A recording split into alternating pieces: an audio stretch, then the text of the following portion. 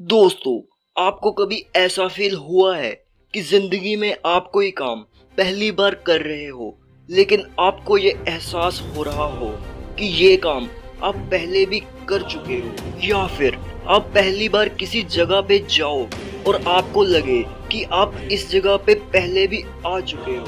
ये सेंसेशंस बहुत ही अजीब और रहस्यमय होती हैं।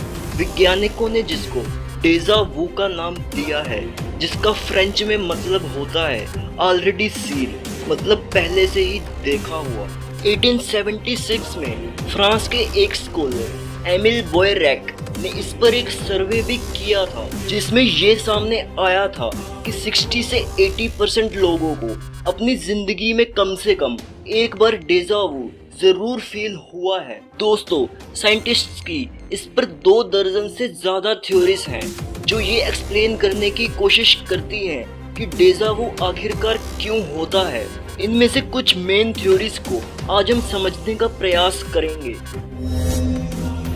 कुछ साइंटिस्ट्स का मानना है कि जिस तरह हमारी बॉडी पार्ट्स में कई बार ट्विचिंग या स्ट्रेनिंग होती है, वैसे ही ब्रेन के न्यूरॉन्स में भी कई बार ट्विचिंग होती है, और इस रीजन से ब्रेन हमारी न्यू मेमोरी पर भी एक फेमिलियर सिग्नल भेजने लगता है, और इन्हीं सिग्नल्स की वजह से हमें जाना पहचाना एहसास होने लगता है।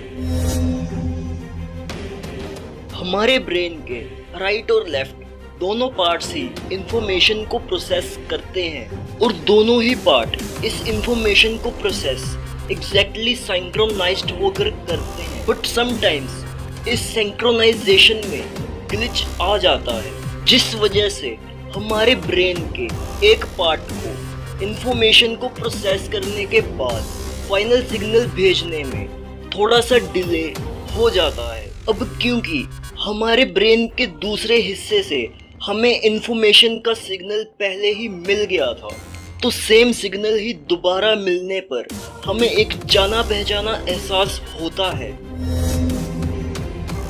दोस्तों, हमारे ब्रेन में 2 तरह की स्टोरेज होती है। जैसे किसी कंप्यूटर में रैम टेम्परेरी फाइल्स को स्टोर करने के लिए होती है, और रोम फाइल्स को लॉन्ग टर्म के लिए स्टोर करने के लिए होती है।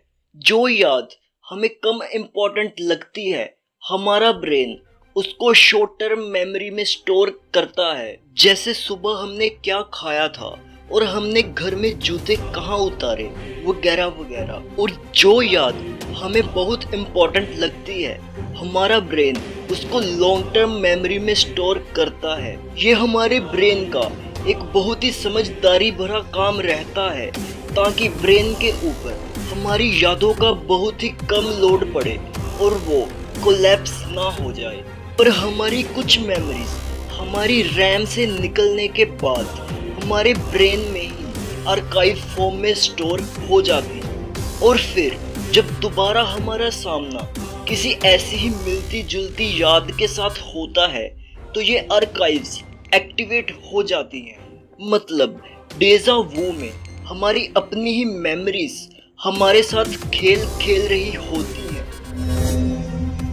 इसके अलावा डेजा वू की कुछ थ्योरीज तो आपको शॉक में डाल सकती है, क्योंकि अकॉर्डिंग टू क्वांटम साइंस कुछ साइंटिस्ट्स का मानना है कि डेजा वू में हमको जो फेमिलियर एहसास होता है, वह पैरेलल यूनिवर्स में मौजूद हमारे खुद के ही दूसरे वर्जन की यादें होती हैं, जो किसी वजह से लीक होकर हमारे यूनिवर्स में एंटर कर जाती हैं। एक थ्योरी ये भी है कि भविष्य से कोई इंसान टाइम ट्रेवल करके पास्ट में आकर घटनाओं को चेंज कर रहा हो। इस वजह से चेंज हुई घटनाओं की हल्की सी छाप हमारे दिमाग में रहती है और हमको जाना पहचाना एहसास करवाती रहती है। कुछ साइंटिस्ट तो डेजा वू को एक हेल्दी ब्रेन की निशानी भी मानते हैं, क्योंकि उनके अकॉर्डिंग ये दिमाग का खुद के एरर्स को चेक करके ठीक करने का एक मैकेनिज्म होता है।